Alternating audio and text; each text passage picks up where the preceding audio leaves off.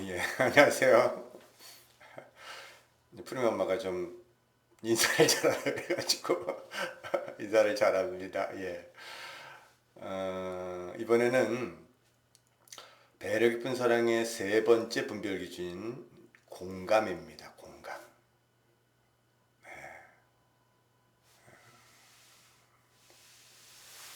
공감하는 자는 훈육하지 않습니다. 공감하는 자는 훈육하지 않는다는 것은 공감으로 모든 게 다 끝난다는 뜻입니다. 근데 공감이라는 것은 감정의 상처가 없을 때 가능합니다. 우리가 어린 시절에 울었습니다. 울었죠. 운다는 얘기는 뭔가 욕구가 있다는 뜻이거든요. 그래서 욕구가 채워지지 않았기 때문에 아이는 다른 방식으로 부모에게 표현할 수 없으니까 울음을 통해서 이렇게 자신의 감정 상태가 어떻다는 것을 표현합니다. 근데 만일 아이가 울었을 때 제가 강연 중에 늘 하는 말이 아이가 울면 3초 이내 달려가라. 그러면 아이들은 부모가 자기가 울었을 때 세상에 어떤 표현을 했을 때 부모가 달려왔기 때문에 자기가 세상에 어떤 영향을 미칠 수 있는 그런 중요한 사람이라는 것을, 그리고 자기가 이렇게 울면 감정을 표현하면 그거에 대한 결과가 온다는 것에 대한 것들을 배우게 됩니다.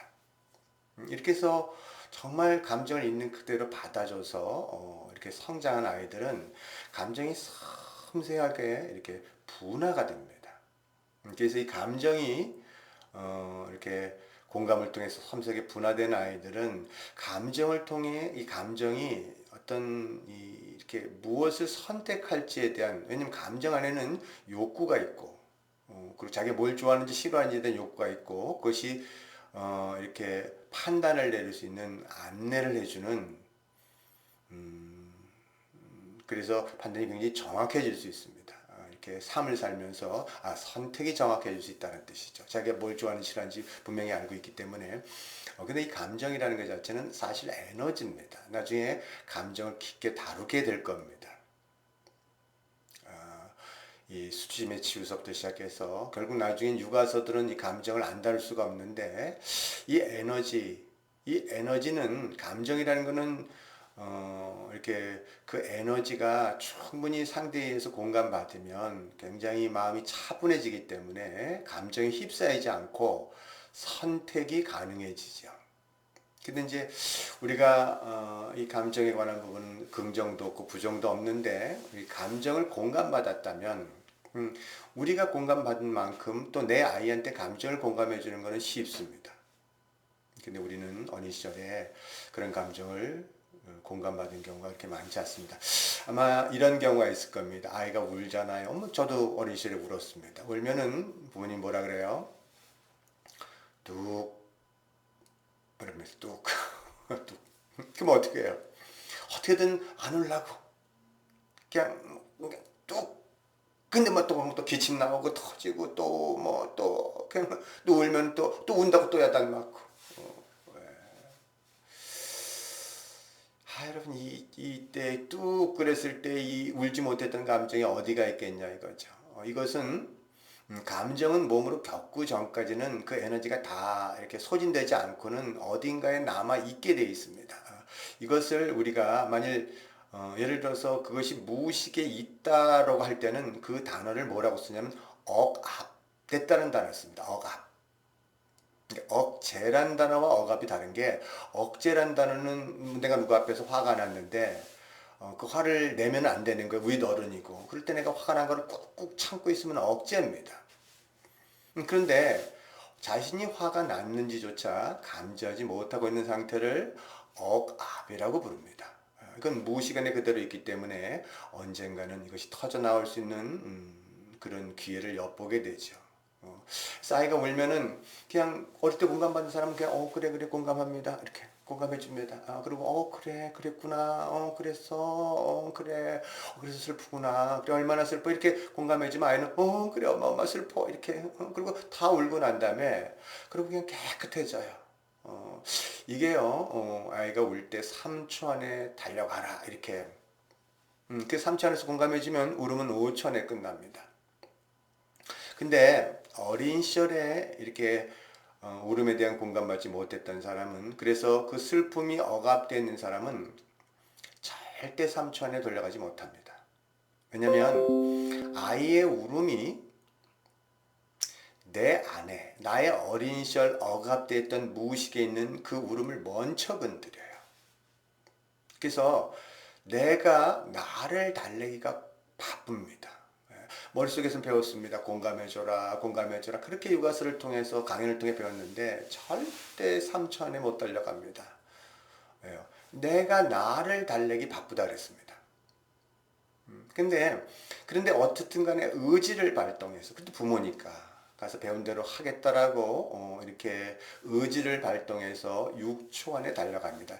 여러분 3초에서 6초까지의 그 3초 안에 지체가 있습니다. 이 지체는 분노가 있기 때문에 그 지체가 있는 거예요. 어떻든 간에 그러나 의지로서 가야 됩니다. 그 자연스럽게 가는 게 아닙니다. 선택해서 가잖아요. 그러면 그래서 6초 안에 가서 아이를 달래주면 그 아이의 울음은 그 10배인 적어도 50초 동안 그 아이는 울게 돼 있다는 뜻입니다. 아이들 중에서 굉장히 이렇게 울음이 많은 아이들이 있습니다. 그냥 뭐든지 뭐 하면 우는 아이들. 그래 부모 입장에서는 제가 왜 저렇게 울까? 뭐 내가 뭐 잘못됐을까? 이렇게 근데 이제 아이들 이게 잘못됐던 건 없습니다. 다만 아이가 그렇게 운다라는 뜻은 그 아이한테 울음이 있는 것이 아니라 엄마가 자신 안에 어린 시절에 이 억압된 슬픔이 있기 때문에 그 아이의 울음에 공감해주지 못한다는 뜻입니다. 그렇게 우는 아이들은 이 세상에 엄마를 사랑해서 이 땅에 왔습니다. 그래서 아이들은요, 엄마가 이 슬픔을 간직하고 그 슬픔 속에서 살아가기를 원치 않아요. 그래서 아이들은요, 엄마가 이 슬픔을 다 해결할 때까지 그래서 울게 되어 있다는 거죠. 울음의 근원을 보면 아이에게 있는 것 같은데 그렇지 않습니다. 엄마 안에 억압된 울음이 있기 때문에 그 울음, 아이가 울면서 엄마는 나중에 자신도 어떻게 애를 달래지도 못하고 어떻게 하지도 못하고 가지도 못하고 들어가지도 못하고 그러면서 울게 되는, 그러니까 자신이 그 어린 시절에 있었던 무의식에 억압되어 있었던 그 울음에 관한 그 에너지를 다 만나서 다 해결하고 나면, 그래서 엄마가 행복해지면 그 아이는 그 울음을 그치게 되어 있다는 뜻이죠. 자, 그런 면에서 공감이란 단어는 이게 감정이 수평선상에 있다는 뜻입니다. 감정이 위아래 그 아래가 있는 게 아니라는 거죠. 만일 우리가 어린 시절에 이런 상처를 받은 게 있다면 울 때 우리는 이렇게 공감해주고 싶은 마음이 있지만 살 때 마음이라는 건 그렇게 되지 않습니다. 만일 이 마음속에 상처가 있다면 마음이 비교가 일어나게 되어 있습니다. 그래서 내가 비교 우위에 서 있으면 내가 공감을 해주는 게 아니라 사실은 동정을 해줘요. 제가 불쌍해. 나는 안 불쌍하다는 뜻이죠. 예. 근데 사람들이 동정하는 그 분위기, 그 아주 미묘한 걸 감지합니다. 그래서 이상하게 공감해 주는 것 같은데, 기분이 안 좋아요. 그거는 동정을 해줬는가, 동정을 받았는가, 이렇게. 왜냐면, 동정을 해주는 사람은 그 안에, 이게 공감이 아니라 동정해주면 그 안에 자신 안에 있는 수치심이 딱 드러나게 돼 있다는 뜻입니다. 또한 내 마음이 그 상처로 인해 비교 아래에 서 있으면 또 자신이 너무 초라하니까 상대한테 공감을 해주는 것이 아니라 상대를 깎아내려서 이게 질투가 나오게 돼 있어요. 동정 안에는 상대를 내려다보는 경멸이 있고 질투 안에는 상대를 깎아내리고자 하는 마음이 있기 때문에 항상 이게 경멸과 수치심이 왔다 갔다 하니까 이렇게 아이를 있는 그대로 공감해 주는 게 어렵고 또 다른 사람에 대해서도 공감이 그렇게 어렵습니다. 예, 우리는 이미 태어날 때부터 만약 공감을 그대로 받았다 그러면은 이렇게 상대편의 감정이 어떻게 흘러가는지를 섬세하게 감지해 주고요. 이게 몸에 배어 있기 때문에 공감해 주는 게 그렇게 어렵지 않습니다. 근데 이 사회는 벌써 감정을 긍정과 부정으로 나누게 돼 있습니다. 예를 들어서 뭘 부정적인 감정이라고 생각하세요? 여러 부정적인 감정이 있다고 보는데 감정은 부정적과 긍정적인 게 없습니다. 선악이 없다는 뜻입니다. 왜 감정이 있겠어요? 그런 면에서 예를 들어서 울지 말라 그러죠. 우는 게 부정적 감정입니까? 울음은 과거를 종결시키고 현재를 살게 만드는 치유의 감정이에요. 그래서 한동안 성장해가는 과정 속에 울음이 나와서 미친 경우가 있습니다. 이게 울음을 마음껏 이 울음을 겪어서 정말 짐승처럼 울어내는 그 시간들이 있으면 그다음부터 굉장히 마음이 편안해지거든요. 여러분 우리가 이렇게 볼 때요, 저 사람 성장했나 안 했나 이렇게 바로 아는 방법이 있습니다. 그 방법은 어떤 방법이냐면 그 사람에 관한 감정 자체의 흐름이 이렇게 자연스럽게 흘러가는가. 어떻게 알 수 있냐면요, 그 사람을 딱 봤을 때 저 사람이 아름다워졌는가, 정말 예뻐졌는가, 이걸 보면은 성장이 이루어졌는지 안 이루어졌는지, 이 과정이 지금 들어왔는지 안 왔는지 금방 압니다. 예쁘다라는 그 표현, 이 세상에 아름답지 않는 사람은 아무도 없어요. 누구나 다 고유한 아름다움을 갖고 있습니다. 존재로서의 그 아름다움을 갖고 있는 거예요. 자, 그런데요, 아무리 이렇게 예쁜 얼굴도요, 이렇게 근육이 경직돼 있으면, 되게 우리가 감정의 흐름을 막고 있는 것들이 되게 어떤 거가 막냐면, 감정의 흐름이 막히면 일단 얼굴이 경직이 됩니다. 근육이 경직되니까 굉장히 아름다운 얼굴이긴 같은데 어떻게 보면 이렇게 이렇게 뭐랄까요, 미묘하지만 이렇게 경직돼 있는, 정말 사람이 이렇게 예쁜데 멀리서 보면 예쁩니다. 그러나 그 표정 이렇게 보면은 이 근육 자체가 어느 부분은 굳어져서 굉장히 딱딱한 느낌이 있습니다. 그리고 감정의 흐름을 막는 것 중에 하나가 뭐냐면 호흡이 얕아지는 거예요. 그래야만 감정의 흐름을 막을 수 있다는 뜻입니다. 그런데 많이 울고 나면, 감정이 이렇게 지나가 버리고 나면 얼굴에 있는 그 미세한 근육들 자체가 이렇게 살아나기 시작하면서 아름다워집니다.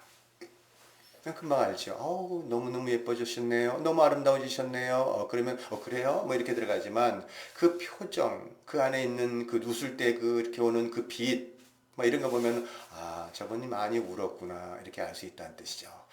감정은 선도 없고 악도 없다 그랬습니다. 근데 이 사회는 벌써 감정에 대해서, 부정적 감정에 대해서는 못 느끼도록 막는 게 있다는 거죠. 이게 일상에서 굉장히 우리가 쓰는 언어 중에서요, 이런 게 있습니다. 이게 울지 못하게 하는 거. 노래조차도 울지 못하게 만듭니다. 울면 안 돼. 무슨 노래가 있죠? 울면 안 돼.